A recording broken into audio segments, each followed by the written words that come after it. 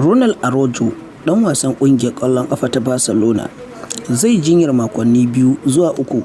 An tabbatar da cewa ba zai buga wasan da ƙungiyar ƙwallon ƙafa ta ƙasarsa ta ƙasar Uruguay za ta fafata a wasan sada zumunci na ƙasa da ƙasa, kamar yadda wani rahoto ya bayyana. Manchester United a shirye take don jawo hankalin ɗan wasan gefe na Barcelona Ousmane Dembele a kan €50 miliyan a ƙarshen kakar wasan nan ta bana. Rahotanni sun bayyana cewa Barcelona za ta iya sayar da ɗan wasan na ƙasar Faransa idan ba ta cimma yarjejeniyar tsawaita kwantaraginsa a ƙarshen kakar wasan nan ta bana ba. Kwantaragin Dembele zai ƙare da Barcelona ne a shekara ta 2024, kamar yadda wani rahoto ya bayyana. Sun bayyana cewa Chelsea a shirye take tsaf domin saka Christian Pulisic a cikin yarjejeniyar musayan 'yan wasa, wato Victor Osimhen na Napoli, kamar yadda wani rahoto ya bayyana daga ƙasar Italiya. Chelsea na ɗaya daga cikin manyan ƙungiyoyi a Turai da suka karkata akalarsu ga Osimhen, ɗan Najeriya mai shekaru 24 da take fatan sayen ɗan wasan. Frenkie de Jong zai jinyar makonni 2 saboda raunin da ya samu. Ɗan wasan ba zai samu damar wakiltar ƙasar Holland ba a wasannin da za ta buga na ƙasa da ƙasa.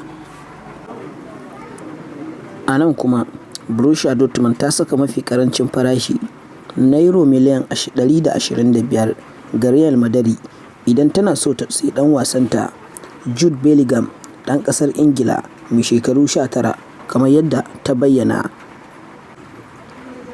A nan kuma, Real Madrid na neman saka Nacho Fernandes tare da ƙarin wasu kuɗaɗe a cikin shirinta na gabatar da tayi ga ƙungiyar ƙwallon ƙafa ta ƙasar Italy, wato Napoli, akan ɗan wasanta Victor Osimhen.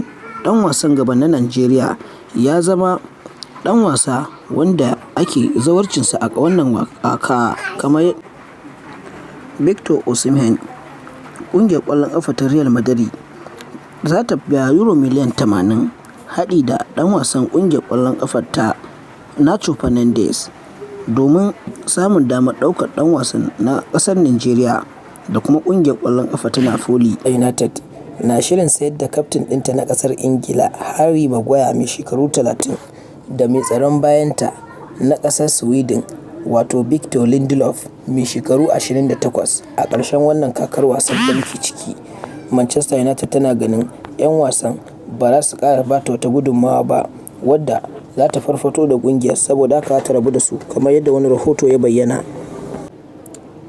A nan kuma, Aston Villa na duba yiwuwar sayen ɗan wasan tawagar ƙungiyar ƙwallon ƙafa ta Belgium kuma ɗan wasan Chelsea wanda ke zaman aro a ƙungiyar ƙwallon ƙafa ta Inter Milan, Romelu Lukaku mai shekaru 29, kamar yadda wani rahoto ya bayyana.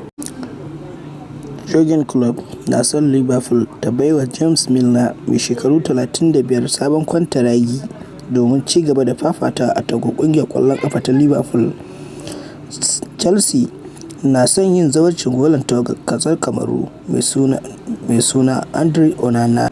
Ɗan wasan mai fafata wasa a ƙungiyar ƙwallon ƙafa ta Inter Milan mai shekaru 26, wanda ƙungiyar ƙwallon ƙafa ta Chelsea take ƙoƙarin zawarcin shi a ƙarshen kakar wasan nan da muke ciki ta bana.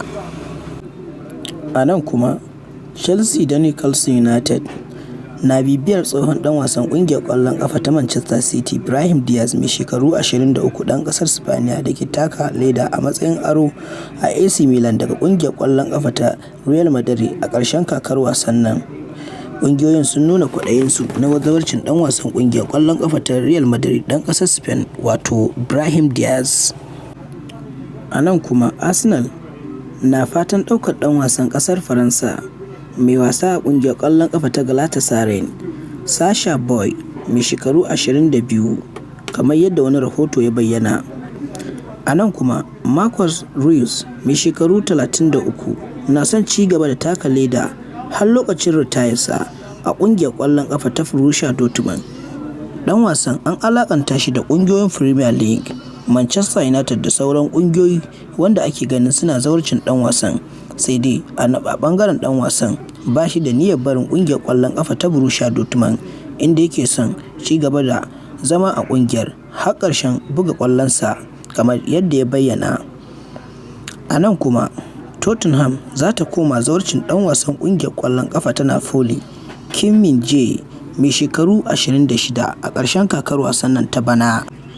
A nan kuma, Everton za ta ɗauki ɗan ƙwallon Jamaica mai wasa a ƙungiyar ƙwallon ƙafa ta West Ham Antonio mai shekaru 32 a bana idan ɗan wasan, inda ƙungiyar take da muradin ɗaukar ɗan wasan idan har ta samu damar ci gaba da fafatawa a gasar Premier League kamar yadda wani rahoto ya bayyana. A nan kuma, ɗan wasan tawagar Ghana Mohammed Kudus mai shekaru 22 na fatan ci gaba da wasa a Ajax duk da cewa Manchester United da Arsenal da Liverpool da kuma wasu manyan ƙungiyoyi na zawarcinsa. Ɗan wasan ya bayyana yana son ci gaba da fafatawa a ƙasar Holland. Manchester United za ta yi yaƙi domin ganin bata bari Newcastle United ta ɗauki ɗan wasan ƙungiyar ƙwallon ƙafa ta AS Roma ba, Paulo Dybala, wanda duka ƙungiyoyin suke zawarci kamar yadda wani rahoto ya bayyana. A nan kuma, ƙungiyar ƙwallon ƙafa ta Paris Saint-Germain ta shirya tayin kai Euro miliyan 180 don sayen ɗan wasan gaba na Napoli Bicha Braskelia mai shekaru 22. A nan kuma, Bayern Munich tana neman sayen ƙarin ɗan wasan gaba a cikin kasuwar cinikayyar 'yan wasa mai zuwa, inda take fatan ɗaukar ɗan wasan ƙungiyar ƙwallon ƙafa ta Inter Milan da ƙasar Argentina Lautaro Martinez ko kuma ɗan wasan ƙungiyar ƙwallon ƙafa ta Juventus ɗan asalin ƙasar Serbia Dusan Vlahovic kamar yadda wani rahoto ya bayyana. Bayern Munich ta tsawaita kwantaragin ɗan wasanta na gaba Chuba Moting, amma kocin ƙungiyar ƙwallon ƙafa ta Bayern Munich yana ganin dole sai ya ƙara ɗan wasan gaba gogagge, inda yake neman 'yan wasa manya kamar irin su Lautaro Martinez na Inter Milan da kuma ɗan wasa Dusan Vlahovic kamar yadda wani rahoto ya bayyana.